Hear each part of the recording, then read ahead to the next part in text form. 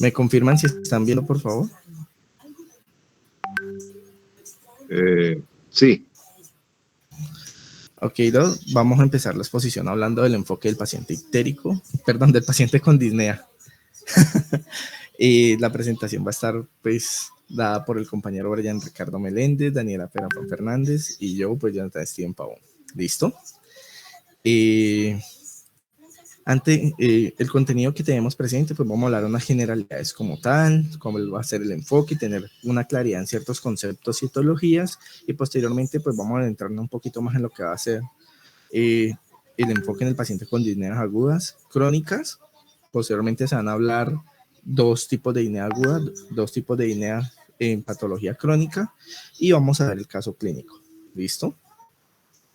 Entonces, inicialmente vamos a hablar de la definición. ¿Cómo se define la disnea? Se define como una sensación subjetiva de dificultad respiratoria, o también puede ser percibida por el mismo paciente como que su propia respiración es desagradable y se encuentra disminuida. ¿Listo? También otra de las descripciones que vamos a encontrar en los pacientes es decir que tiene una sensación opresiva en el pecho. Entonces hay que tener en cuenta que esa sensación opresiva del pecho hay que tenerla en cuenta porque no todas las sensaciones opresivas pueden ser disneas. Hay otras patologías que hay que tener en cuenta. ¿Listo? La sintomatología y la variabilidad de la disnea tiende a ser extremadamente variable. ¿Listo? Las manifestaciones también son muy variables y algunas son potencialmente graves e incluso mortales. Entonces, pues hay que tener un buen desarrollo en la anamnesis en historia clínica, pues porque entre más rápido vemos con la causa etiológica, pues mejores resultados y pronóstico vamos a tener con nuestro paciente. Entonces, vamos a hablar un poquito de unos conceptos que hay que tener claros para pues, desarrollarnos más adelante, que van a ser qué es la dificultad respiratoria. Esa dificultad respiratoria es como un síntoma subjetivo y medible que vamos a tener en el aumento del trabajo respiratorio. Algunos ejemplos van a ser la taquipnea, el uso de músculos accesorios, la retracción, ¿listo? Inicialmente vamos a hablar de unos tipos de disneas según su función en el tiempo. Tenemos las disneas que son agudas, aquellas que tienen un inicio reciente de horas o días, y las crónicas que son de semanas a meses. Hay que tener en cuenta que esas crónicas pueden reagudizarse y volverse, aunque es un paciente con una enfermedad crónica, en el momento tiene una sensación aguda. ¿Listo? Y eso hay que tenerlo presente porque cuando hablamos entre crónico y agudo, todos nuestros pacientes agudos tienden a ser urgencias. ¿Listo? Y eso es muy importante para el manejo. Algunas definiciones que tenemos que tener claras son la taquipnea, la hipernea, la polipnea, la ortopnea, la treponea, la platipnea y la disnea paroxística nocturna.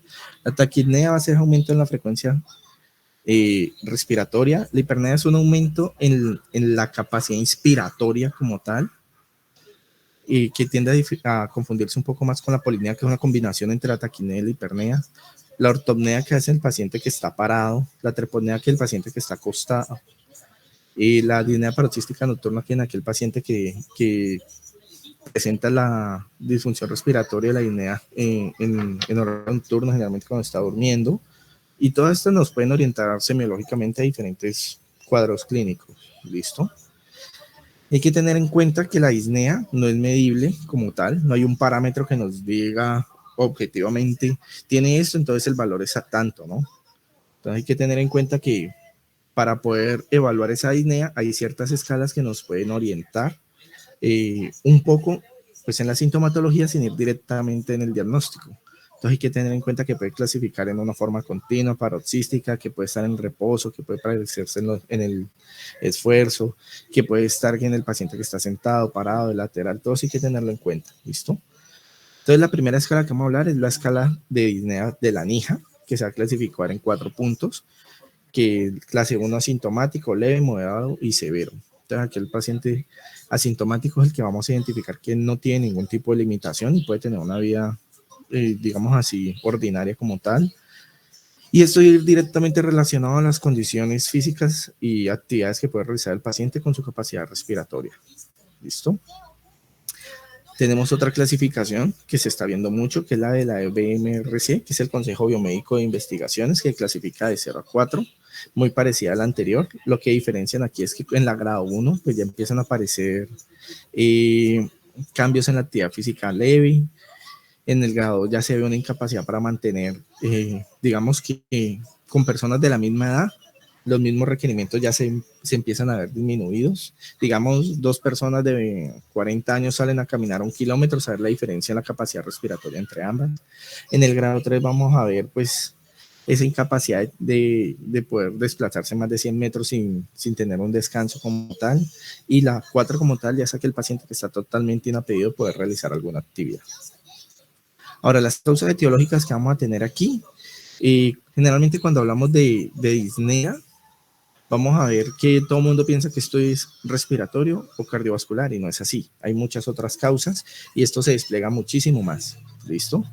Entonces, como la disnea es un proceso multifactorial, cuando hacemos la historia clínica no podemos dejar de pensar en todas estas cosas, porque así como empezamos en la generalidad, podemos tener un paciente que tenga un caso muy, muy particular y no lo veamos claramente. Entonces, en el origen respiratorio, vamos a ver las enfermedades de la vía aérea, que son pues que tenga una obstrucción de la vía aérea alta, que esté presentando una enfermedad crónica como un asma, una bronquitis, que tenga un enfisema, que tenga una fibrosis quística. Tenemos los que son la enfermedad de la parénquima pulmonar, que tenga una enfermedad intersticial pulmonar, una neoplasia, una neumonía que esté empezando por ahí. En las enfermedades vasculares pulmonares, malformaciones arteriovenosas, vasculitis, hipertensión pulmonar, que tenga un TEP como tal, que tenga una enfermedad pleural como un derrame pleural, una fibrosis pleural. En casi todas entran las neoplasias, ¿listo?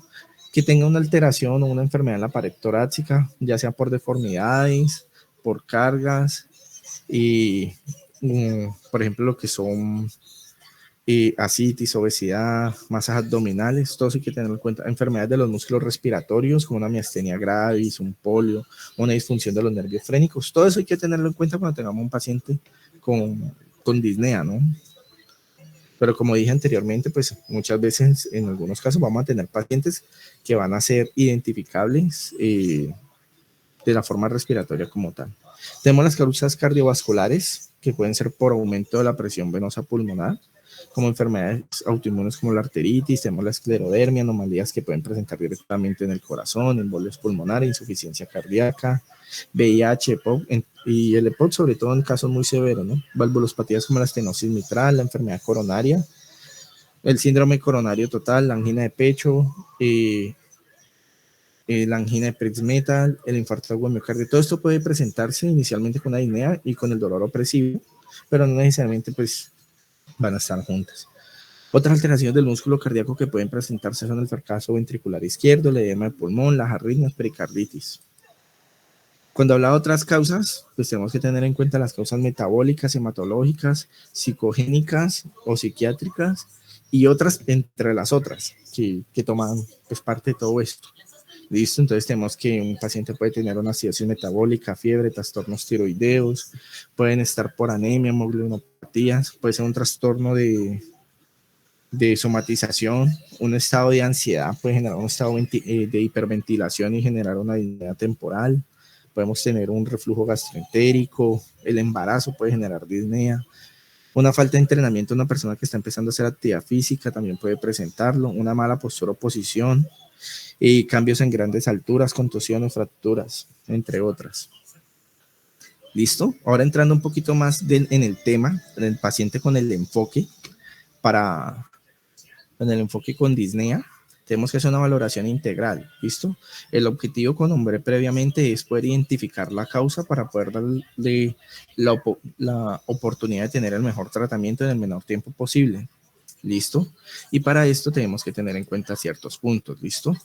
Vamos a tener que revisar la historia clínica, esos signos, la historia clínica, la valoración del examen físico, cómo está la situación hemodinámica, identificar si presenta unos signos de alarma. En caso de eso es poder identificar si el paciente en algún momento nos puede presentar un shock, nos puede presentar un paro cardiorrespiratorio y pues tener la necesidad de atender esto.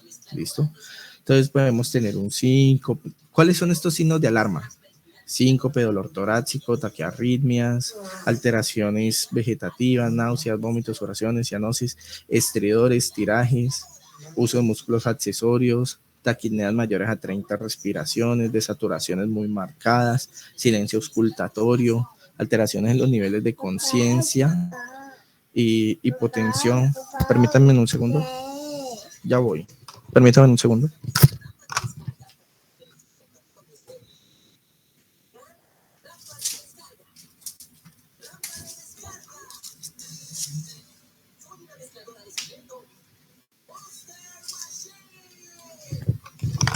Qué pena. Listo. Que te esté presentando alteraciones de la presión como una hipo, una hipertensión arterial o que sea una mala perfusión periférica marcada, una insuficiencia con alteraciones del gasto cardíaco. Entonces, ¿qué vamos a empezar aquí? Vamos a tener que hacer una buena historia clínica, vamos a tener que mirar el motivo de consulta, cómo llegó, por qué llegó en este momento y mirar la enfermedad actual, cómo fue el tipo de inicio que presentó el paciente, si el paciente tiene un proceso progresivo, si es de inicio súbito, de qué características, en qué momento se presenta disnea, si es cuando hace algún tipo de actividad física, apareció de la nada, estaba comiendo algo, empezó el dolor, luego posteriormente la dificultad respiratoria y no podía hacer nada más, si tiene sintomatología acompañante que uno puede asociar a alguna enfermedad, todo eso hay que preguntarlo. Hay que mirar los antecedentes familiares y personales del paciente, mirando si tiene una enfermedad previa, buscando compromisos o asociarlo a alguna enfermedad cardiovascular o algún hábito que tenga el paciente, si consume licor, drogas o si tiene factores precipitantes que lo puedan relacionar directamente o dar el inicio de la enfermedad. Todo eso hay que tenerlo en cuenta. ¿Listo? El examen físico en estos pacientes tiene que ser orientado a lo que podamos identificar. ¿Listo? No podemos hacer un examen físico completo, sino orientarlo directamente a lo que vamos concluyendo a través de la historia clínica y la anamnesis para pues atenderlo con mayor facilidad. Hay que tener en cuenta que estamos hablando de una urgencia. ¿Listo? Mirar si el paciente, una exploración física, está presentando algún cambio, mirar las vías respiratorias, todo esto, signos vitales, si hay alguna alteración de los signos vitales, en la saturación, la presión arterial, si está saturando normal, cómo está la frecuencia respiratoria. Todo eso lo tenemos que ir revisando. Mirar la auscultación pulmonar, si estamos buscando algún ruido, ausencia del mismo. Poder mirar la auscultación cardíaca en busca de soplos, de todos los tipos que tengamos presentes, mirar una exploración abdominal en busca de masas o sensaciones opresivas que puedan estar haciendo cambio en el perímetro diafragmático que puedan ser la causa, mirar los miembros inferiores si el paciente está presentando edemas, qué tipo de edemas, ¿listo? Porque todo esto nos puede orientar a darnos claridad sobre el diagnóstico posterior. Si yo hago mi análisis adecuadamente y tiro mi examen clínico orientado a la necesidad de mi paciente, puedo tener una claridad y facilidad para poder realizar unas pruebas complementarias en el paciente. Si yo estoy encontrando cambios cardiovasculares respiratorios, generalmente todo paciente con disnea, lo ideal sería poder mandarle un electrocardiograma y una gasometría arterial de inicio. ¿Listo? ¿Por qué? Porque con esto podemos orientar un poco el caso clínico. Obviamente, si la clínica nos puede descartar esto y vemos una causa diferente, pues lo tenemos en cuenta. Veamos una pulsioximetría, mirar cómo están los niveles de oxígeno. Eso tiene una relación muy directa con la PAFI. ¿Listo? Tenemos el hemograma en busca de infecciones y todo esto, buscando causas secundarias. Tenemos una bioquímica sanguínea para mirar si hay alteración en la glucosa, en la función renal, los electrolitos. ¿Listo? Una radiografía de tórax para poder, si estoy sospechando algo, ir directamente a la causa. Ya si tengo un diagnóstico más especializado, pues ir directamente a buscar esto. Si estoy pensando en un tromboembolismo pulmonar, puedo mandar una gamografía pulmonar. Si estoy pensando en una insuficiencia cardíaca o algo más de una enfermedad del pericardio, mando un ecocardiograma. Si no encuentro una causa clara, a pesar de todo lo que hago, puedo mandar un TAC de tórax si el paciente está estable o no. Si veo que el paciente tiene líquido en los pulmones y no puedo identificar la causa, puedo mandar una toracocentesis diagnóstica para retirar el líquido y poder hacer un mejor estudio. Entrada un poquito en esa gasometría arterial, aquí en la gráfica que tenemos al lado derecho, en el cuadro blanco, podemos identificar más o menos cuáles son los valores de referencia que tenemos que tener en cuenta. ¿Listo? Eso sería como la parte básica para la historia clínica. ¿Listo? Ahora, entrémonos un poco más en el tema. Empezamos a hablar de protocolos. Empecemos hablando del protocolo del manejo del paciente con disnea. Yo ya hice mi historia clínica, miré si mi paciente tiene signos o no de alarma, mando mis exámenes. ¿Listo? Aquí tengo como el flujograma de qué vamos a hacer con estos pacientes. ¿Listo? No encontré signos de alarma, mi paciente está normal, puedo hacer una anamnesia, exploración física y exámenes normales, y las valoraciones complementarias que consideré en ese momento salieron bien, pues ya quedamos al juicio médico y dependiendo de la enfermedad que logremos encontrar, así mismo vamos a dar el tratamiento. Si una condensación pulmonar, pensamos en una neumonía, pues ya sabemos que vamos a tratamiento, si una obstrucción de la vía aérea, ¿listo? Si tenemos algo a nivel pleural, pues sí van a entender como el manejo más específico. Si yo tengo un paciente que me está mostrando signos de alarma y puedo encontrar un estridor, tengo que mirar si el paciente necesita una laringoscopia urgente, mirar si tiene un cuerpo extraño, si está presentando un shock, un estado inflamatorio marcado por un edema de glotis. Hay que pensar en todo esto, a ver si de pronto necesitamos colocar una intubación orotraqueal o si ese paciente va a necesitar lo que sea reanimación cardiopulmonar. ¿Listo? Entonces, nombrando todo lo anterior como en un resumen muy marcado, vamos a tener lo que es la parte pulmonar y extrapulmonar. ¿Listo? Entonces, clasificamos a apnea aguda muy marcada en este pequeño cuadro, que la pulmonar va a ser obstructiva, vamos a tener obstrucción de la vía aérea, anafilaxia, observaciones por EPOC, y las infecciosas que pueden ser neumonías, y las que ya están extrapulmonares, que pueden ser de compromiso cardiovascular, como puede ser un taponamiento cardíaco, un infarto de miocardio, un tromboembolismo pulmonar o una insuficiencia cardíaca descompensada, o un neumotórax con una marca pleural.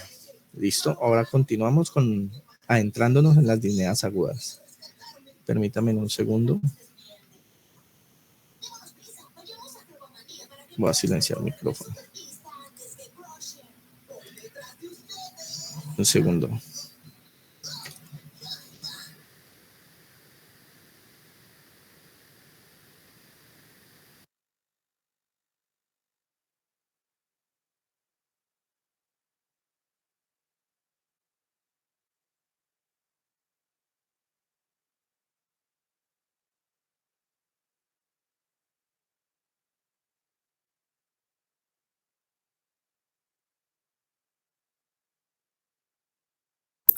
Bueno, ahorita vamos a continuar con dos tipos de disneas agudas. Vamos a hablar de el tromboembolismo pulmonar y la neumonía.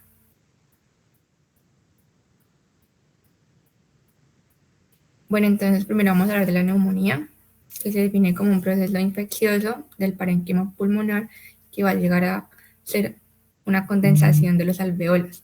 Y eso puede ser causado por diferentes microorganismos, virus, bacterias, hongos, entre otros. Bueno, entonces la epidemiología, lo más importante es saber que es la infección más mortal a nivel mundial, que tiene una mortalidad del 10%. Y en Colombia tiene una incidencia de 1 y 11 entre 100.000 habitantes.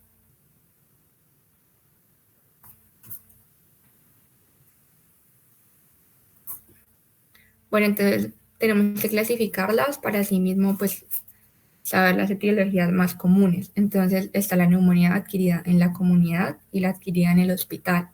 Entonces, pues como su nombre lo dice, en la comunidad son pacientes ambulatorios o son pacientes que ya pueden ingresar y a las 48 horas de ingreso se les diagnostica. Para que sea hospitalaria se tiene que diagnosticar después de las 48 horas de ingreso del paciente al hospital. Y también, para que sea de la comunidad, el paciente tiene que haber pasado 7 días por fuera del hospital. Bueno, entonces básicamente la fisiopatología de esta es por una microaspiración del patógeno que sea.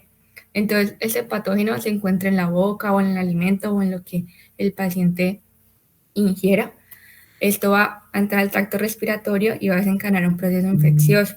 Entonces, pues todo va a depender de la cantidad de patógeno que ingirió y este mismo patógeno va a llegar al alveolo a ocupar el espacio de este, va a comenzar a generar un material inflamatorio y al final va a terminar el alveolo con una consolidación.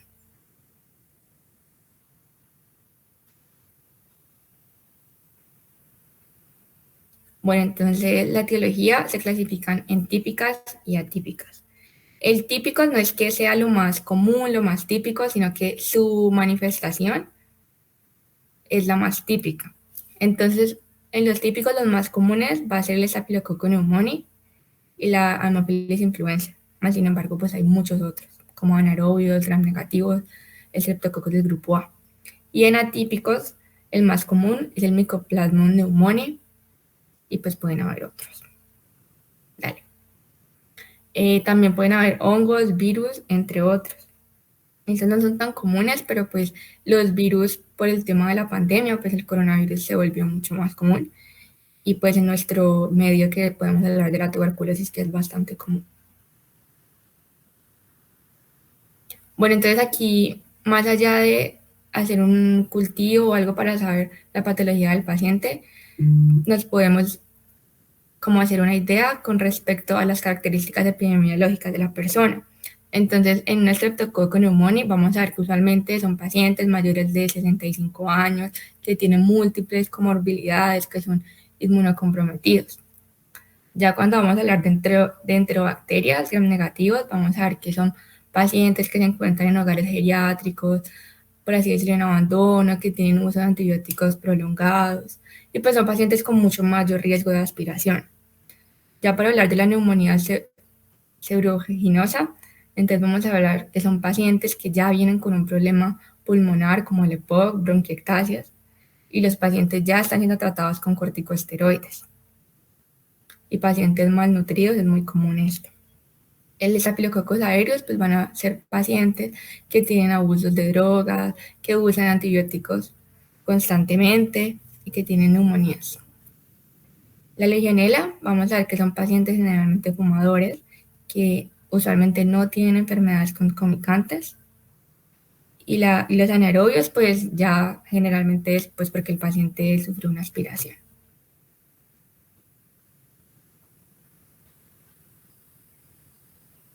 Y las manifestaciones clínicas más comunes, vamos a ver que el paciente va a tener una tos con expectoración amarillenta o verdosa, va a tener disnea. Las manifestaciones, en este caso, es muy importante en el examen físico, la auscultación, porque eso nos va a poder darnos cuenta de si el paciente está consolidado o no. Entonces vamos a encontrar estertores, egofonías, aumento de la vibración y una matidez. Ya si la infección ha avanzado mucho, podemos encontrar a un paciente con complicaciones, con sepsis, con insuficiencia respiratoria, alteración del estado de conciencia, taquicardia, fiebre, cianosis.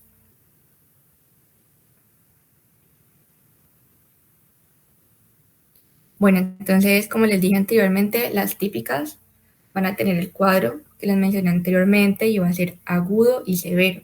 Entonces, en estos pacientes es muy importante el tratamiento ya como lograrlo sacar de ese estado.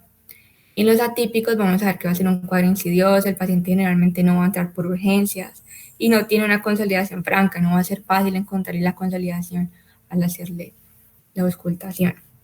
Y en los virales vamos a ver que el paciente va a tener un cuadro también insidioso, sin embargo en este va a ser muy característico que va a tener síntomas respiratorios pero superiores. Y en las atípicas es muy importante la neumonía porque en estos pacientes generalmente vamos a encontrar anemias hemolíticas y meningitis bullosa. Y en la legionela vamos a encontrar una hiponatremia. Bueno, entonces para confirmar el diagnóstico es necesario realizar una radiografía de tórax al paciente. ¿Por qué? Porque eso nos va a permitir observar la localización de la consolidación y si la tiene. Entonces en la primera imagen, como vemos en el círculo rojo, pues vamos a ver la consolidación que tiene el paciente. Usualmente se suele encontrar así en nuestro medio, que va a ser solo en un lóbulo. Por otro lado, en la segunda imagen, donde señala la flecha, podemos observar el broncograma aéreo, pero vemos que los alveolos no se logran observar. Y en la última imagen, pues ya vemos que sí no va a estar localizada, sino que va a estar en ambos lóbulos.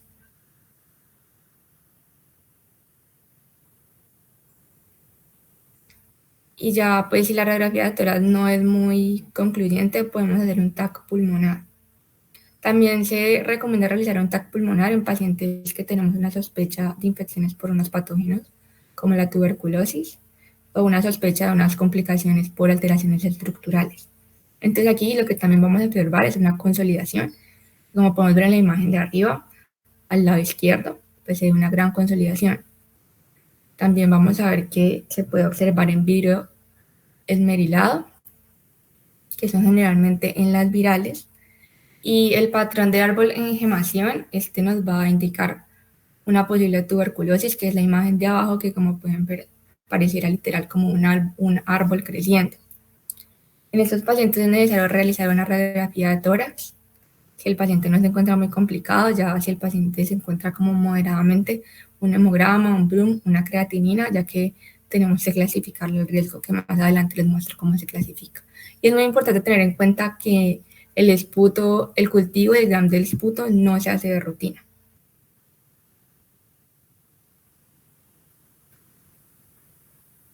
Bueno, entonces para hacer un cultivo, un hemocultivo generalmente se hace en pacientes con Staphylococcus aureus resistente a la penicilina, en pacientes con tuberculosis, con pseudomonas, neumonías severas, pacientes críticos con fibrosis.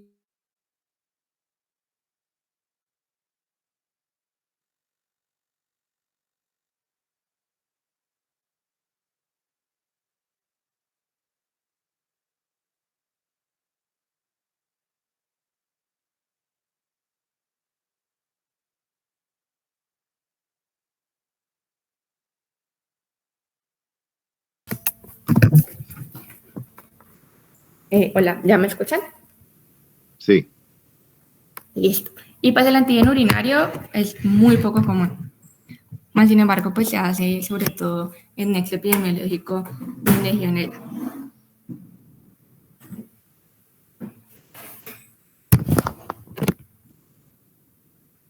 Bueno, entonces es muy importante es certificar al paciente, sobre todo para saber si el manejo va a ser ambulatorio o hospitalario.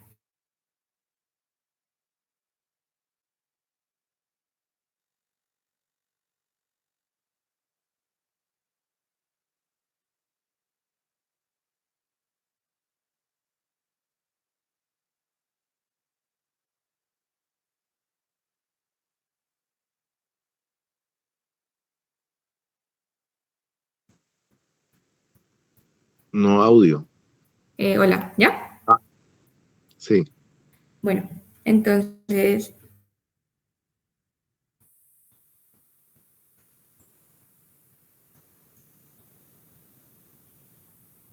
esta va a ser otra certificación que va a ser mucho más relevante porque pues tiene muchas más características. Entonces, se suman, y como podemos ver en la tabla, si va a tener puntajes menores de 70, se va a considerar grado 1. Y los grado 1 se hacen con un manejo ambulatorio, mientras que los que se encuentran entre moderado y alto se consideran grado 2 y grado 3 que requieren hospitalización.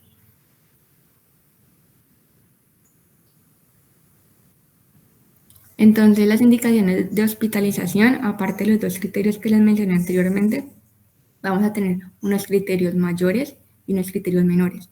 Si el paciente tiene tan solo un criterio mayor, es necesario hospitalizarlo, que es necesidad de respiración mecánica asistida o soporte vasopresor, mientras que requiere 3 criterios menores para ser hospitalizado, como una frecuencia respiratoria mayor de 30, una PAFI menor a 250, leucocitopenia, trombocitopenia, confusión, un BUN mayor de 20 y una hipotensión.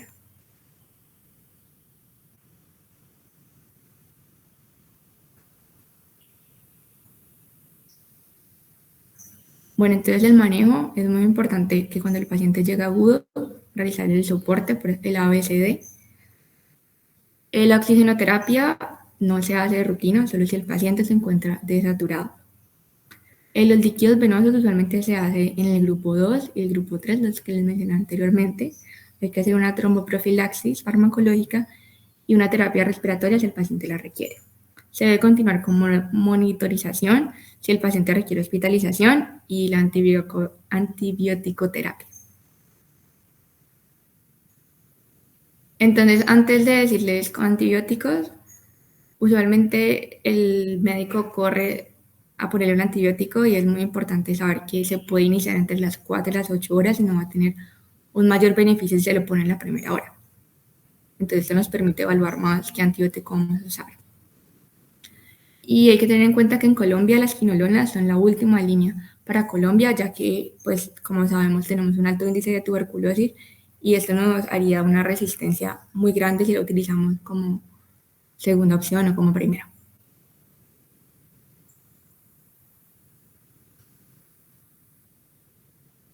Bueno, y antes de que uno piense en cambiar el antibiótico al paciente, hay que tener en cuenta cosas muy importantes a la hora de decidir qué antibiótico, y es descartar que el paciente tenga comorbilidades, porque las comorbilidades en este caso van a enlentecer la mejoría del paciente y pues vamos a poder pensar que el antibiótico no está sirviendo. También hay que descartar gérmenes poco comunes y que sean resistentes a un antibiótico. Podemos también ver complicaciones, abscesos, empiemas, el paciente no nos va a mejorar. Y también, pues, en última, si el paciente definitivamente no mejora, tenemos que pensar en neoplasias. Y pues aquí en esta tablita podemos ver la evolución de los síntomas ya con el tratamiento. Y es muy importante saber que usualmente el paciente se queja como sigo con tos, sigo con flema, pero lo que podemos ver es que puede durar hasta 14 días en mejorarles a tos con el antibiótico. Y no se debe pedir una placa de tórax, ya que se observan cambios radiológicos a los 30 días después del antibiótico.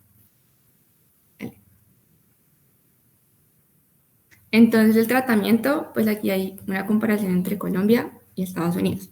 Entonces el grupo 1, que fue los pacientes que les dije que no están tan complicados, que se pueden manejar por fuera ambulatoriamente, se hace con amoxicilina usualmente 500 miligramos cada 8 horas entre 5 y 7 días. No se recomienda usar macrólidos por fuera. En el grupo 2 y en el grupo 3, que ya son pacientes que requieren estar hospitalizados, la primera línea que se utiliza es la ampicilina sulbactam. Más sin embargo, se ha observado que hay bastante resistencia, entonces podemos escalonar a ceftriaxona. Y entre Colombia y Estados Unidos hay entonces en Colombia no utilizan normalmente más el macrólido, sino que prefieren dejarlo ya cuando el paciente está bastante complicado. Sin embargo, pues los macrólidos nos ayudan con los gérmenes atípicos, y pues en este caso son el 30% de los gérmenes atípicos, entonces se recomienda ampicilina sulbactam más el macrólido.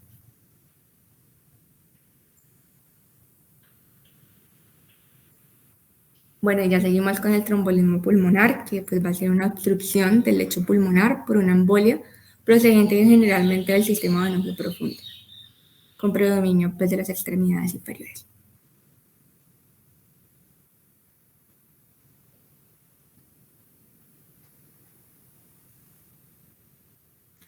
Entonces la epidemiología de esta es la tercera causa de muerte cardiovascular después del infarto de miocardio y la enfermedad cerebrovascular.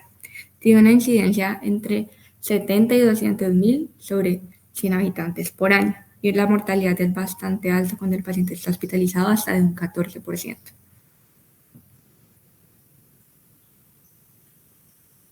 Entonces, es muy importante saber cuáles son los factores predisponentes del paciente para saber si tiene un alto riesgo o un bajo riesgo. Entonces van a estar los relacionados con el paciente y los relacionados con el contexto del paciente. Aquí es muy importante la edad, ya que se dice que a partir de los 62 años el riesgo es bastante alto. Sin embargo, si el paciente supera los 80 años, tiene 8 veces más riesgo de que pueda tener esto. Y se están haciendo estudios sobre pacientes obesos, fumadores, hipertensos y con síndromes metabólicos, que al parecer tienen también 5 veces más riesgo de padecerlo. Y pacientes sobre todo que tengan reposos prolongados después de una operación, insuficiencias cardíacas, enfermedades neurológicas, un cáncer activo y las terapias hormonales, sobre todo pues en las mujeres. Dale. Entonces la fisiopatología de esta se explica básicamente por la triada de Virchow. Vamos a hablar de estasis circulatoria, estados de hipercoagulabilidad y lesiones de la pared vascular, ya que todo esto nos va a llevar a una formación de un trombo.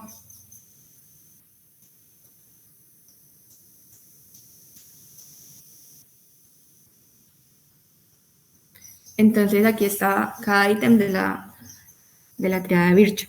Entonces vamos a ver que en la lesión endotelial, en los fuertes, esto va a tener 10 veces posibilidades de tener un TEP. Entonces, en las lesiones endoteliales vamos a observar fracturas de extremidades inferiores o un trauma mayor. Ya moderado podemos hablar de catéteres intravenosos, y débiles diabetes, mellitus, hipertensión arterial, obesidad o una edad avanzada. Ya para seguir en el segundo ítem de la triada de Virchow, hablamos de la hipercoagulabilidad. Entonces son pacientes que estén hospitalizados por una falla cardíaca o un tromboembolismo venoso previo. Moderado podemos hablar de sobre todo pacientes con cáncer, con terapia de reemplazo hormonal, fertilidad in vitro, terapia anticoncepción oral. Y débiles el embarazo. Y por último, la estasis sanguínea, que son fuertes como el reemplazo de rodilla o el reemplazo de cadera y lesiones de la médula espinal. Moderados, vamos a hablar de una ACV con parálisis o una cirugía artroscópica de rodilla. Y débiles, vamos a hablar de pacientes inmóviles, cirugías laparoscópicas y pacientes que permanezcan en cama mucho tiempo.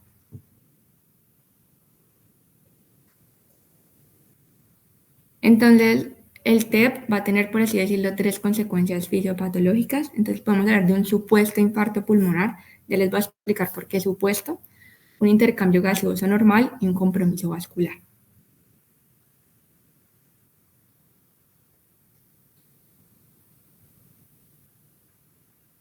Entonces, para hablar del infarto pulmonar, la primera imagen, que está normal, pues vemos que en la arteria pulmonar no hay nada obstruyendo, mientras que en la de al lado, vamos a ver que está el émbolo en la arteria pulmonar que no va a permitir pasar.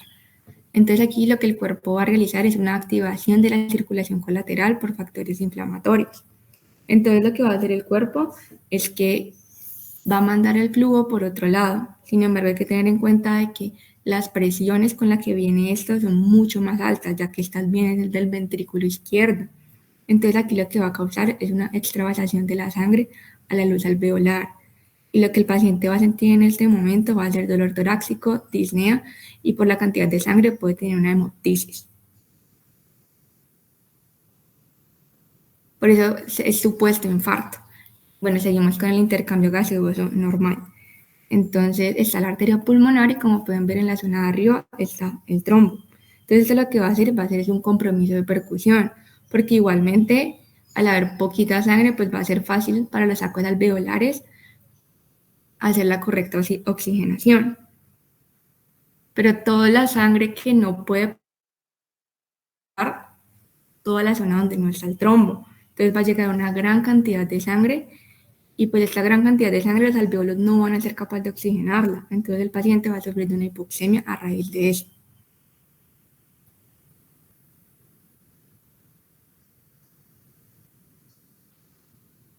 Y por último, pues está el compromiso cardiovascular. Entonces aquí lo que va a pasar es que va a haber una acumulación de sangre y un aumento de la presión del ventrículo derecho. Entonces esto va a aumentar la poscarga. Entonces aquí lo que va a pasar es que el ventrículo va a necesitar hacer mucha fuerza, va a gastar mucha energía y por ende mucho oxígeno. Entonces el cuerpo va a tener una contractibilidad comprometida, va a tener un volumen de eyección disminuido y todo el gasto cardíaco va a disminuir. Entonces el paciente nos va a llegar hipotenso, con shock obstructivo y una hipoperfusión. Entonces por eso es necesario que el paciente se atienda bastante rápido en estos casos.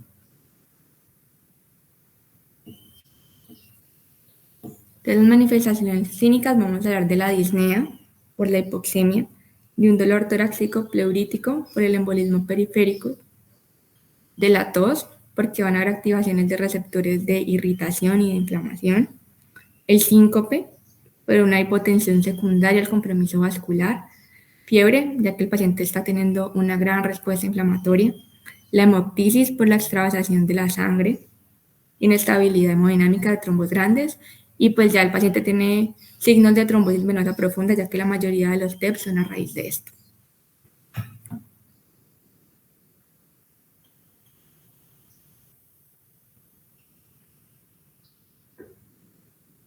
Y van a haber factores predictores, entonces está el de Ginebra y el de Wells.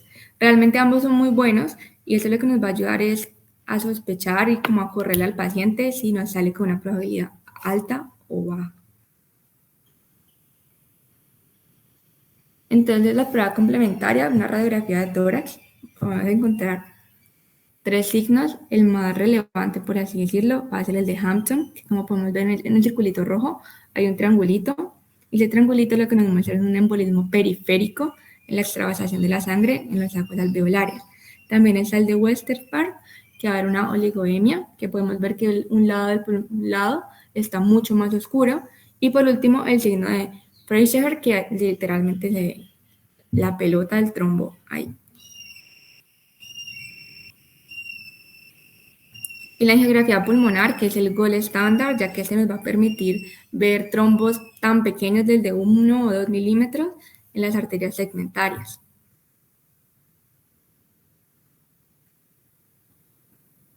Y la ultrasonografía y la venografía tomográfica computarizada es más que todo para saber pues, de dónde viene el trombo, si el paciente tiene más trombos, porque como les dije, esos pacientes por lo general en el 90% de los casos tienen una trombosis venosa profunda. Entonces, pues para descartarlo y evitar que otro trombo vuelva y suba y nos genere complicaciones en estos pacientes. Y en el electrocardiograma, en estos pacientes vamos a encontrar generalmente taquicardia sinusal. Y lo más común es una inversión en la onda T en B1, B2, B3 y B4. Y en ese 1 va a estar bastante prominente. Y en las pruebas complementarias en los gases arteriales, vamos a ver que el paciente va a tener una alcalosis respiratoria y dependiendo si es compensado o no, vamos a ver alteraciones en el bicarbonato y pues la presión de oxígeno del paciente, si se va a encontrar bastante baja, el paciente va a tener una hipoxemia. Hay marcadores de daño del miocardio, entonces a veces hay que tomar troponinas cardíacas.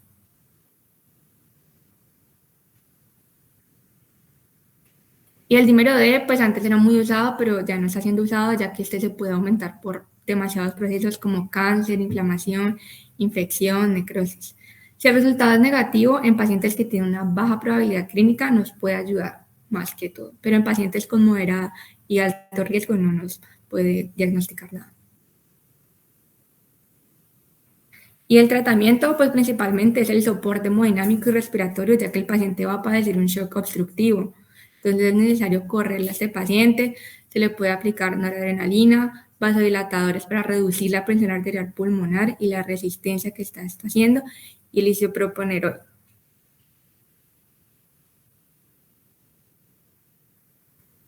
Y el más importante, pues, para tratar la trombosis, entonces lo vamos a hacer por medio de streptokinasa, uroquinasa y también de los activadores recombinantes del plasminógeno tisular. Sin embargo, tenemos que tener en cuenta que hay unas contraindicaciones muy importantes, ya que estos pacientes nos pueden hacer una hemorragia bastante complicada y se nos complican más. Entonces, sobre todo en pacientes pues, que hayan tenido un accidente cerebrovascular hemorrágico, hemorragias intestinales ya conocidas, ataques isquémicos, entre otros.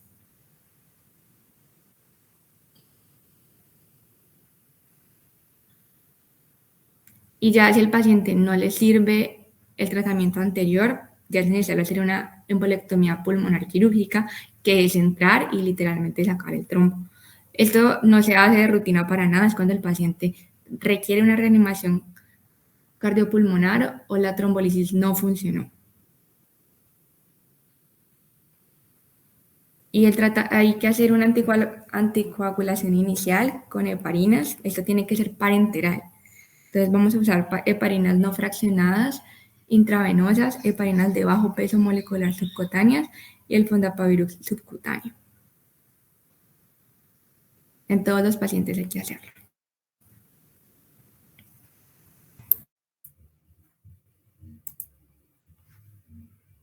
Listo.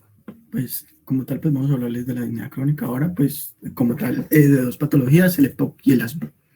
Dale al siguiente.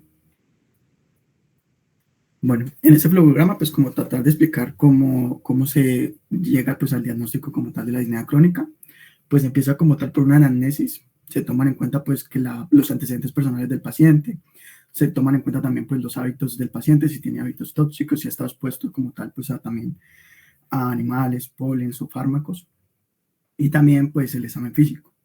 En este pues tratamos de buscar pues que el paciente pues si tiene pues signos que me puedan llevar a un diagnóstico de esto, como puede ser pues la cianosis, que tenga hipercapnia, edema, o que tenga pues también estimas de soplado rosado o azul.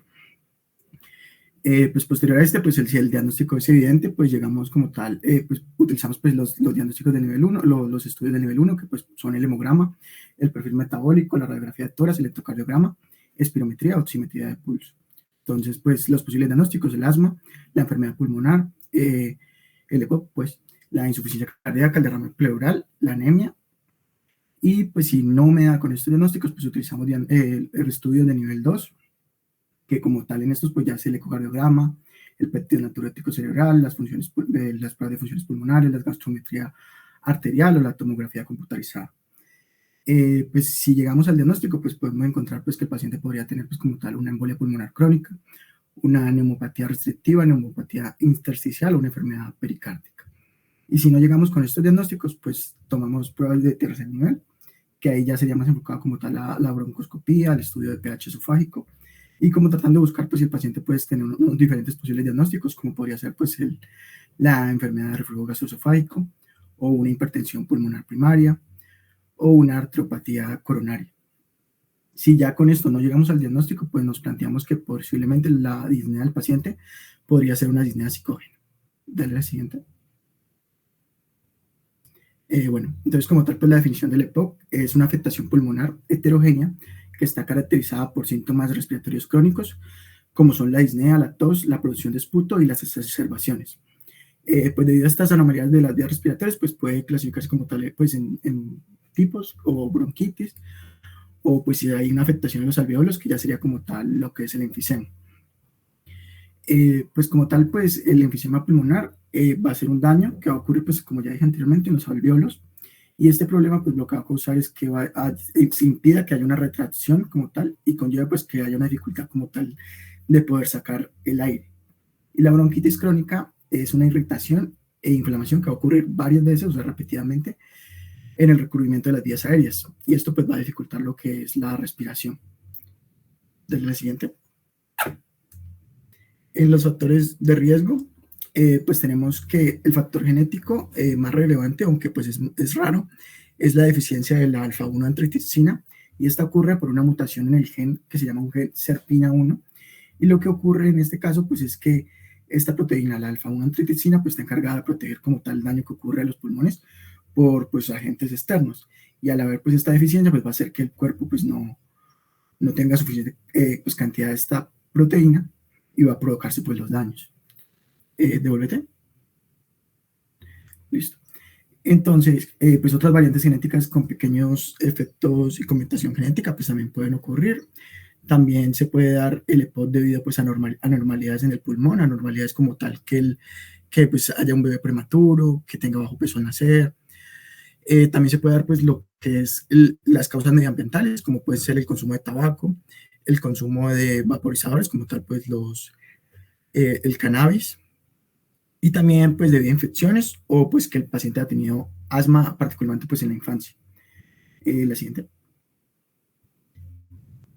Bueno, la fisiopatología como tal, en este caso pues tenemos que el EPOC pues ocurre muchos cambios que van a ser como tal cambios inflamatorios, va a ocurrir una respuesta inmune inadecuada, va a ocurrir pues también un desequilibrio en lo que es la relación proteasa-antiproteasa, que pues estos son los cambios que van a ocurrir, los cambios estructurales, que esto pues me provoca que el paciente pueda tener enfisema y aumente lo que es los factores de crecimiento y favorezca la obstrucción. Todo esto como tal me va a llevar a una pérdida que es de la restricción elástica y de las fijaciones alveolares, y me va a provocar lo que es una obstrucción y con destrucción de lo que es el parénquima, y pérdida pues como tal de del intercambio gaseoso. De la siguiente. Pues la clínica del EPOC es una disnea de características progresiva, persistente y que empeora con el ejercicio.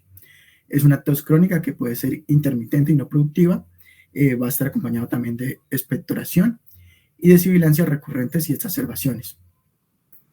Como tal, pues para llegar a un diagnóstico es primordial esta sintomatología en estos pacientes, y también que el paciente haya tenido infecciones recurrentes del tracto respiratorio inferior y pues antecedentes de factores de riesgo, que son como los que mencioné anteriormente, que pues es que el paciente haya consumido pues tabaco en muchas cantidades, o haya estado expuesto a humo de combustibles o a humo de leña, o pues también que el paciente tenga pues factores como tal genéticos o alteraciones pues en el desarrollo. Dale la siguiente. Bueno, la magnitud de los síntomas del paciente se clasifica pues de acuerdo a unas escalas. La primera escala pues es la escala de disnea modificada. En esta escala como tal pues vamos a mirar vamos a caracterizar como tal la disnea pues cómo le ocurre al paciente, si le ocurre como tal al realizar un ejercicio intenso, o si al paciente le ocurre al andar en una pendiente poco pronunciada, o si al paciente le ocurre en el grado 2 como tal en un llano, se le dificulta como tal seguir el paso a una persona de su misma edad, o en el grado 3 como por ejemplo que el paciente se detenga a respirar después de andar unos 100 metros, o en el grado 4 ya cuando el paciente en el simple hecho de realizar tareas como tal de salir de la casa o vestirse y desvestirse pues le cuesta respirar. Y como tal, el cuestionario CAT o la evaluación de CAT, este es un cuestionario multidimensional que lo que hace como tal es debido a que pues la disnea, el EPOC no simplemente es la disnea, sino que pues tiene como tal otros síntomas, pues lo que hace pues es caracterizarme estos síntomas. Entonces, por ejemplo, en esta me preguntan si el paciente tose, si nunca ha tosido, entonces lo clasifica del 0 a 5 acerca de estos síntomas. Me clasifica pues también como tal si el paciente tiene expectoración, si tiene problemas al dormir, si tiene problemas, como dije anteriormente, pues de la apnea, si tiene alguna presión en el pecho, o si tiene poca o mucha energía de cambiar.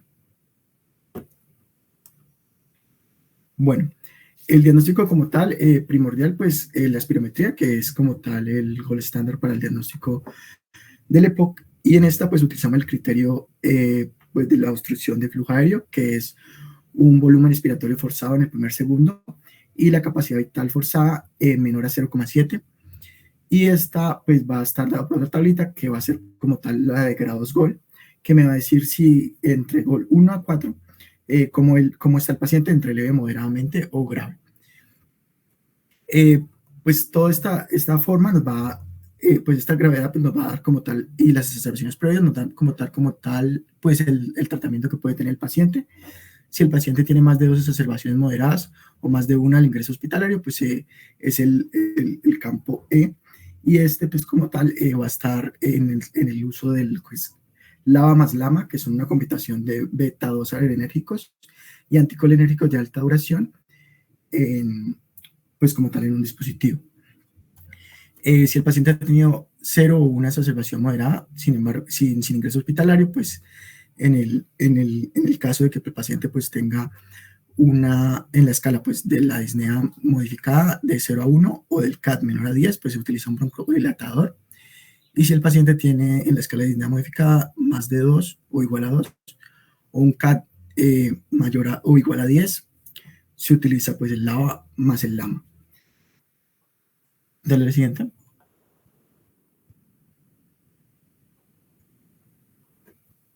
Bueno, como tal, pues estos son todos los medicamentos que pues se utilizan. Ahí está como tal, pues lo del principio activo y la presentación que tienen cada uno. Siguiente. Bueno, y ahora ya para pasar al asma, pues decimos que el asma como tal es una enfermedad heterogénea que se caracteriza por una inflamación crónica de las vías aéreas y se define como aparición de síntomas tales como son lo que es la sibilancia, disnea, la sensación de opresión torácica y tos, y es de una presentación de intensidad variable.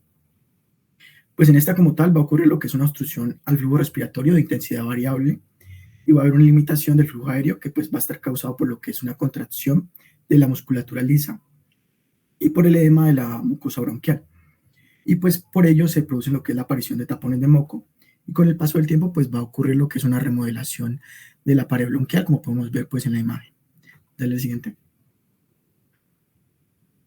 Bueno, el asma se divide en dos tipos, que es la alérgica y la no alérgica. La alérgica como tal pues, ocurre pues, en mecanismos inmunológicos que van a involucrar lo que es la hemoglobina E y se presentan pues, desde el lactante hasta la edad adulta. Tienen pico máximo en lo que son escolares y adolescentes, y pues los agentes desencadenantes más frecuentes son los aeroalergéneos, como son pues como tal pues lo que es ácaros, polvo casero o pues los excrementos de lo que son los animales, como pueden ser gatos, pájaros o roedores, esporas de hongos o como tal algunos alimentos. Y los extradomiciliarios que pues pueden ser polen o también esporas de hongos. El asma no alérgica, pues normalmente esta se presenta en adultos y pues es frecuentemente un curso progresivo, y en esta pues resulta negativo lo que son las pruebas cutáneas y no se detectan como tal lo que son la hemoglobina de alérgenos específicos pues en sangre. Listo.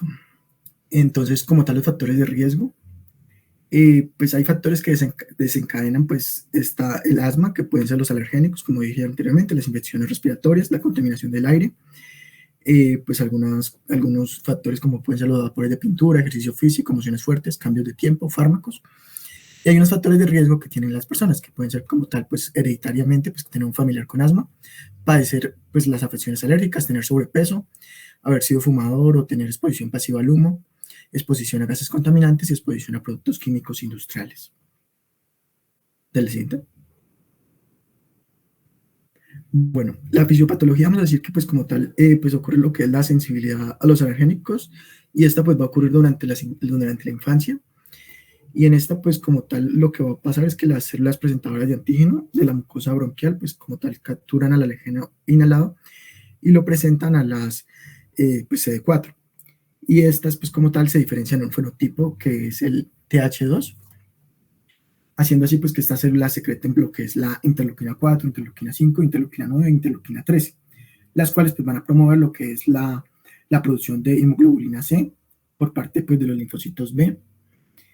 Y estas, pues la hemoglobina a su vez, pues se une al receptor como tal en los mastocitos, y pues durante la fase de la exposición el alérgeno pues como tal puede interactuar pues como con estas moléculas de hemoglobina E, y pues como tal va a producir lo que es, va a inducir pues a que se produzca como tal las histaminas, las proteasas, los leucotrienos y las prostaglandinas, y haciendo así pues que se produzca la contracción del músculo liso. Dale la siguiente.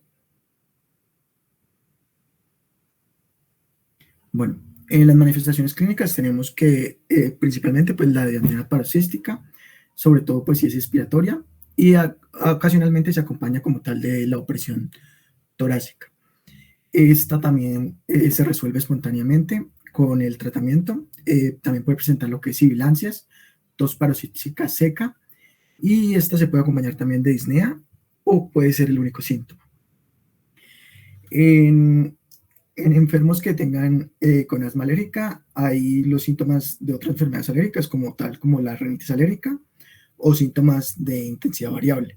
Y los signos, pues como tal, son las sibilancias, el ronco, la expiración prolongada, y durante pues las exacerbaciones se observa que pues el paciente tiene un aumento del trabajo de los músculos expiratorios o accesorios con tirajes intercostales y taquipnea. Y la historia natural pues es el asma se manifiesta en cualquier edad. Cuando aparece en adultos pues más frecuente, de origen no alérgico, y tiene un curso más grave. Y el asma acusa con exacerbaciones que se desarrollan pues de forma brusca o gradualmente, y pudiendo llegar como tal a causar la muerte en los pacientes que no son tratados. Dale siguiente. Bueno, aquí tenemos un flujograma como tal de lo que es el diagnóstico del asma. Entonces tenemos un paciente con síntomas respiratorios, pues los síntomas que son típicos en el asma. Si el paciente tiene estos síntomas, pues se le mira la historia clínica, el examen físico, se respalda con la historia clínica, y si no tiene estos síntomas, se trata de mirar si el paciente tiene más antecedentes que puedan descartar o darme este diagnóstico. Si el paciente sí tiene pues la historia clínica, el examen físico, si le encontramos pues características de lo que es el diagnóstico de un asma, se realiza lo que es la espirometría con una prueba de reversibilidad, y se respaldan los resultados con el diagnóstico del asma y se trata para el asma. Si por el otro lado no llegamos a este diagnóstico, lo que hacemos es repetir en otra ocasión las pruebas, y si no se confirma, se considera que una prueba terapéutica para el diagnóstico más probable, y si no, y si se confirma, pues se trata del diagnóstico que sea el diagnóstico alternativo. Dale al siguiente. Bueno, como tal, pues aquí los criterios diagnósticos. Pues en esta como tal vamos a tener en cuenta pues los síntomas respiratorios, que son de variable intensidad y de temporalidad. Como tal, pues la limitación del flujo, pues la espirometría, y mirar pues también como tal la FEV1 y la FEC, y también pues la variabilidad de la limitación del flujo, la prueba del broncodilatador, y si es positiva pues se aumenta más del 12%, y 200 mililitros después de haberse puesto pues como tal el broncodilatador. De la siguiente. Bueno, el manejo, el objetivo pues como tal del manejo a largo plazo del asma es reducir pues como tal los riesgos y el control de los síntomas. Y entonces para así pues reducir pues como tal la carga del paciente, reducir que el paciente pues tenga riesgo de presentar muerte o pues complicaciones relacionadas con el asma. Entonces pues tenemos como tal pues miramos pues que el paciente tenga los síntomas, la exacerbación, los efectos secundarios, se evalúa pues confirmando el diagnóstico de ser necesario, controlando los síntomas, las comorbilidades y pues las técnicas para usar usar el inhalador o la adherencia al tratamiento. Se ajusta el tratamiento, pues tratando de ver que los tratamientos de los factores de riesgo modificables y comorbilidades y las estrategias farmacológicas y no farmacológicas que pues se le puedan dar al paciente. Y también pues mirar lo que es los medicamentos para el asma. Dale a la siguiente. Bueno, para el inicio del tratamiento como tal en lo que es en adultos, pues y en adolescentes mayores a 12 años, en asma, pues miramos como tal dos formas que se evalúan, que son controlados y relativista preferido, que es el uso de corticosteroide inhalado, formoterol. En esta, pues como tal, se usa pues en el paso 1 y 2 en los síntomas que son menos de 4 o 5 días a la semana.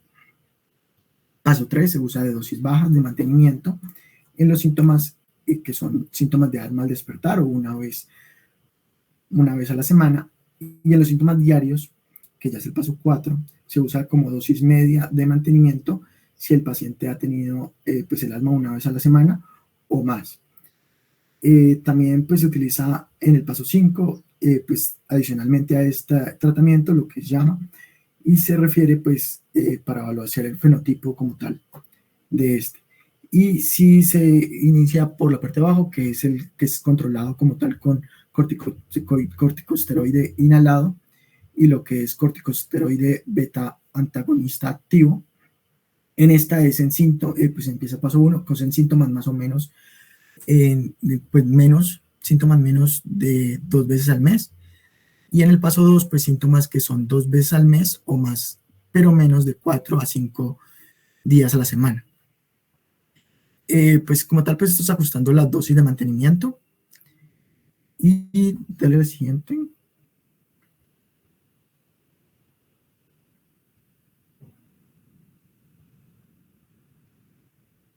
Jonathan, dale al siguiente. Bueno, y aquí como tal, pues un cuadro comparativo entre las dos enfermedades. Pues los síntomas son muy similares, la tos crónica, la expectoración y la sensación de falta de aire, pero lo que lo diferencia el EPOC como tal es la disnea y esta dificultad que ocurre pues para realizar actividades, la dificultad para recuperar también el aire. Pues las causas, pues la exposición a alergenos y otras sustancias del medio ambiente para el asma, y el EPOC, pues estos antecedentes de haber sido consumidor o fumador o tener pues estos factores genéticos. La de inicio, pues también los diferencia en lo que es que el asma se presenta en cualquier edad, principalmente pues en lo que es los niños y pues en algunos casos en la vejez, y lo que es el EPOC después de los 40 años. Pues como tal, pues ambas son crónicas, son un poco claras, son obstrucciones de la vía aérea. El diagnóstico, pues son las observaciones de los síntomas muy similar y la espirometría como tal. Y el tratamiento, pues el tratamiento del asma, que pues es tratar de evitar los desencadenantes, el control ambiental y la administración pues como tal de antiinflamatorios para disminuir como tal esta inflamación de los bronquios. Y prevenirlos, pues el asma es no tan posible y el EPOC es posible, pues dejando como tal estos factores que puedan desencadenarlo antes de que ocurra. ¿De la siguiente?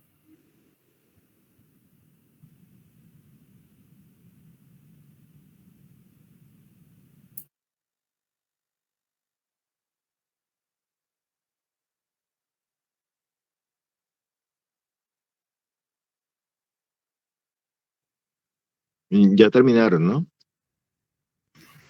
Hola, No, qué pena, es que para poder Ahora hablar tengo que salirme. Sigo con el caso clínico. Ok. Esto, qué pena. Ya estoy compartiendo. Está cargando.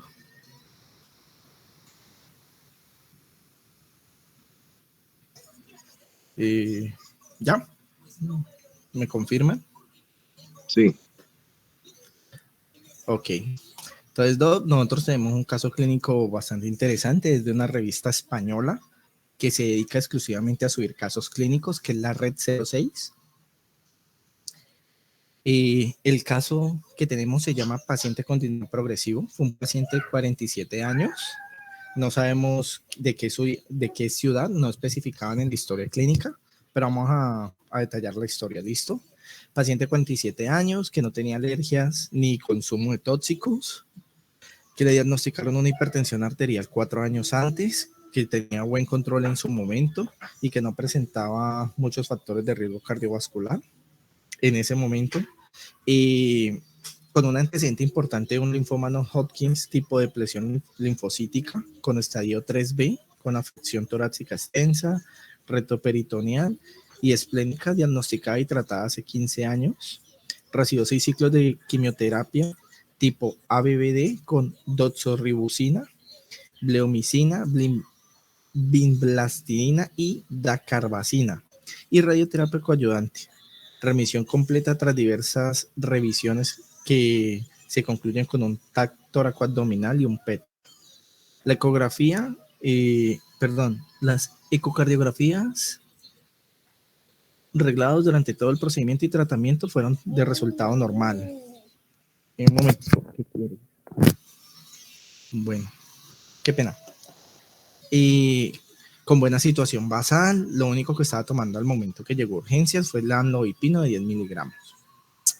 Listo. Ahora, historia actual del paciente. Paciente que en los últimos 4 meses ha presentado una disnea de esfuerzo con tos irritativa. Por ese motivo, 3 semanas antes del ingreso le realizó un TAP toracoabdominal en el que se contrastó hallazgos relevantes por una afección pulmonar en vitrio esmerilado en pulmón basal. ¿Listo? Tuvo un engrosamiento de los septos interlobulares y pues a dicho nivel adenopatías mediastínicas calcificadas, pues obviamente por los antecedentes del paciente. En los últimos 4 días empezó con una sensación febril y que aumentó significativamente la disnea como tal, junto a la tos productiva con esputo color verdoso, y 2 semanas refería ortopnea con 2 almohadas y nicturia. A este paciente se le realizaron una exploración física y unas pruebas complementarias. Presentó una tensión arterial de 150 a 100, con una temperatura de 37,7, con signos normales, con buen estado nutricional, buena coloración de piel, eumeico, sin ingurgitación yugular, sin adenopatías palpables, un examen relativamente normal para un paciente con estos antecedentes. La auscultación pulmonar, unos crepitantes diversos basales, sobre todo en la base derecha, una auscultación cardíaca con buen ritmo, sin soplos, buena frecuencia cardíaca, y en el abdomen y mínimos edemas maleolares bilaterales. ¿Listo? A este paciente le realizan unas pruebas complementarias. Tenemos un leucograma. Bueno, hasta el momento los compañeros, si alguno quiere aportar, ¿qué piensa que puede tener el paciente hasta el momento?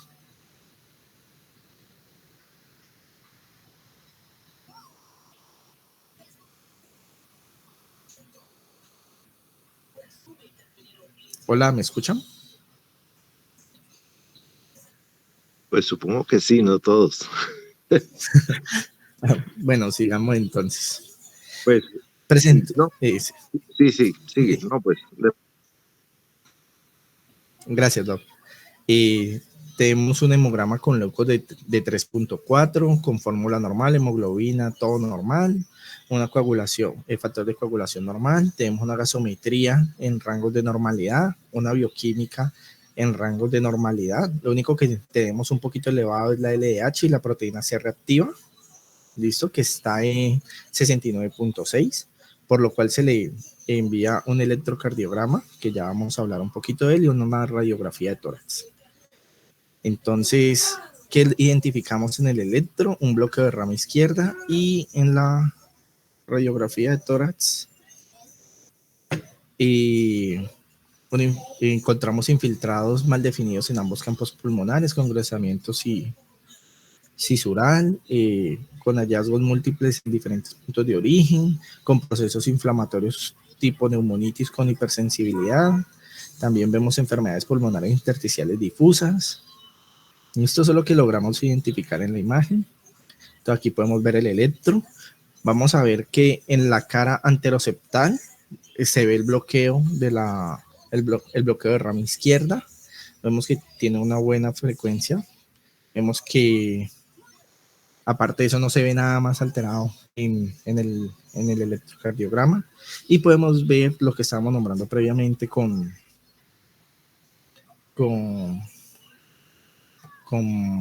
la radiografía de tórax.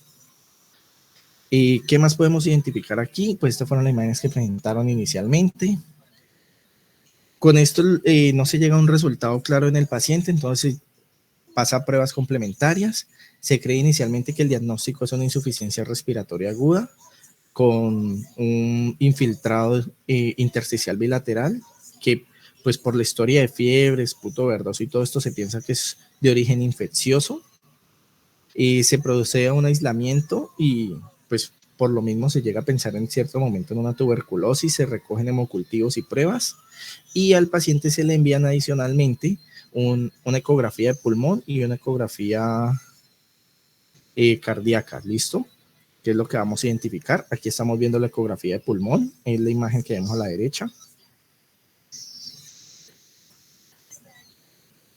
No sé si ven el movimiento, es un video de los cambios que se están viendo a nivel de la ecografía pulmonar. Se ve una extensión de la línea pleural en el fondo de la pantalla y pues se ve el edema intersticial, sobre todo en la imagen B, con las líneas. ¿Listo?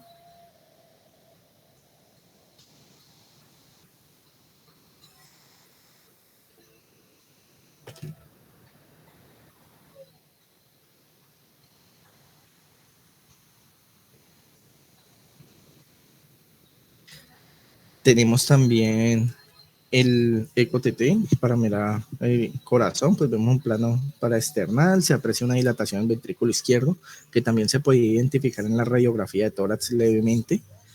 Se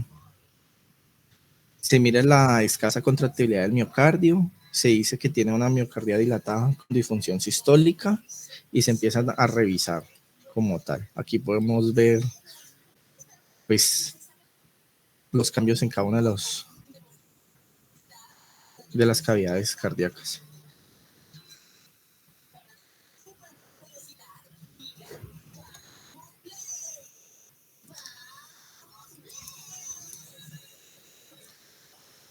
Se llega con este diagnóstico al diagnóstico de insuficiencia cardíaca con una miocardiopatía dilatada con disfunción ventricular izquierda severa y lo relacionan probablemente con el tratamiento de la quimioterapia que está recibiendo con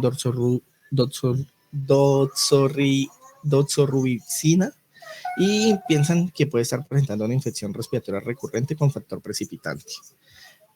Como discusión como tal, pues esta evaluación de diagnóstico con este paciente con disnea, pues la ecografía clínica fue, digamos que el punto clave para poder llegar al diagnóstico. Se puede ver que la ecografía cardiopulmonar a pie de cama y todo esto, pues nos puede dar una probabilidad diagnóstica mayor hasta el 88-90% con relación a solamente la clínica. Pues es muy importante pues realizar estas pruebas completas. También hay que tener en cuenta que es un paciente de 47 años y es poco frecuente encontrar este tipo de patologías. Por ejemplo, un bloqueo de rama izquierda y todo eso. Permítame un segundo.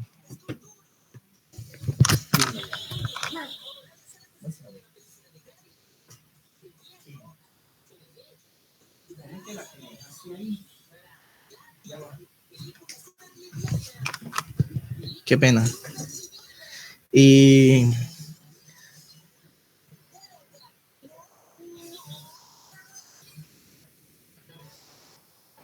listo, también, qué pena, ya.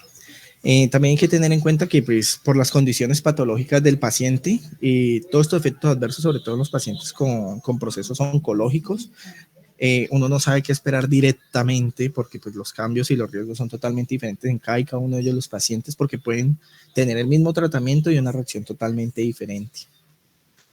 ¿Listo? Quisimos traer este casito a colación más que todo porque pues tenía videos e imágenes y era un poco más claro apoyarse en este tipo de patología con exámenes complementarios sobre todo. ¿Listo? Muchísimas gracias. Qué pena. Esta fue parte de la bibliografía. Nos basamos en las guías de la GINA, la guía para EPOC, no me acuerdo el nombre. Bueno, nos apoyamos en todas las guías actualizadas. Buscamos formatos actualizados lo más posible, pues para poder traer esto a colación para todos. Y muchas gracias, qué pena. Dame un segundito. Bueno, muy bien. Pues sí, definitivamente este es un tema complejo, ¿no? Quizá el más complejo de todos. Pero vamos a empezar por el caso clínico. Sí, me parece un caso interesante. Esa doxorubicina sí está demostrado que produce miocardiopatía dilatada, sí. Aunque eso parece que lo recibió hace 15 años, ¿no? Según tengo entendido, no ahora. ¿Cierto? Sí, era un antecedente de 15 años que estuvo en tratamiento, Exacto. pero igual le dejaron No, el le quedó. medicamento como base para tratamiento. Ah, le dejaron el medicamento base, ¿es 15 años? Sí, por eso fue el caso Esa clínico, parte no porque está clara, esa parte no está clara. Porque eso se sí, hace nomás por ciertos tiempos, ¿no? A menos que él haya reincidido y le empezaron otra vez, porque eso de 15 años dejándole doxorubicina, no, eso es un medicamento muy tóxico. Y eso se hace en solamente unas sesiones y ya, ¿entiendes? Entonces, esa parte no está sí, clara. Y yo entiendo porque es que ustedes es difícil poder, a través de un caso, no lo muestran todo, sino que ustedes tienen que inferir cosas. Y ese es el problema de los casos clínicos, que se bajan de internet. Pero esa parte no está clara, si es que él volvió a tener problemas y nuevamente le hicieron ciclos de quimioterapia, ¿no? O si fue que quedó como consecuencia de la doxorubicina que le aplicaron hace 15 años, que también puede ser, ¿no?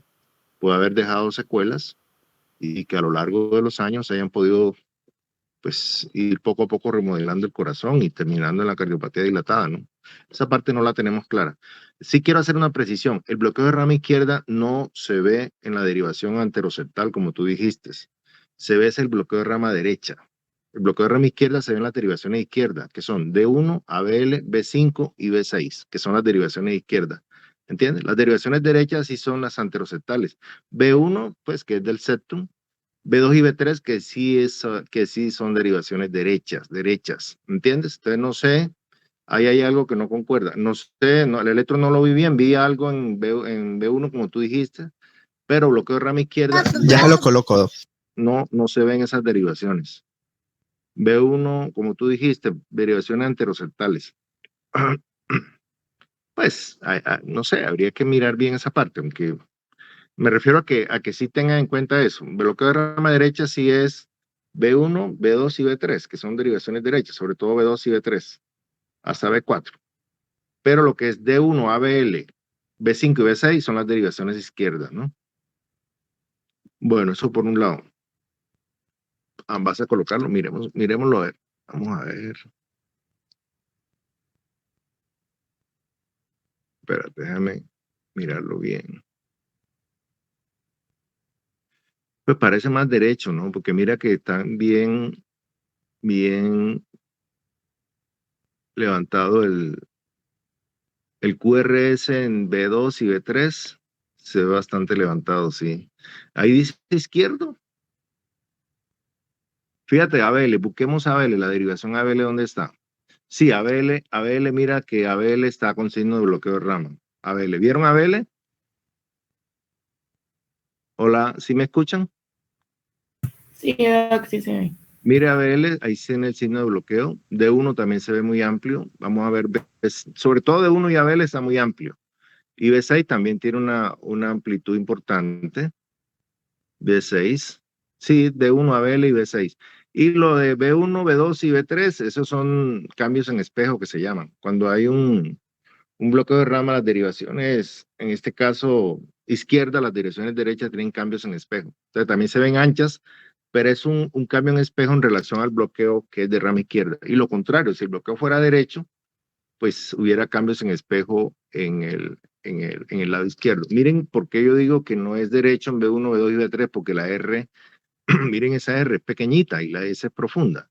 Al contrario, el bloqueo de rama derecha, la R es alta, entonces definitivamente en B1 no puede haber bloqueo de rama derecha. Sí lo hay en D1, ABL y B6. Ahí sí la R está mellada, miren lo que está mellada. Entonces D1, ABL y B6. Ahí se ve claramente el bloqueo de rama izquierda. B5 también, B5 y B6. ¿Está claro, no? Esa parte. ¿Sí lo ven claro, muchachos? Sí, Doc. Bueno.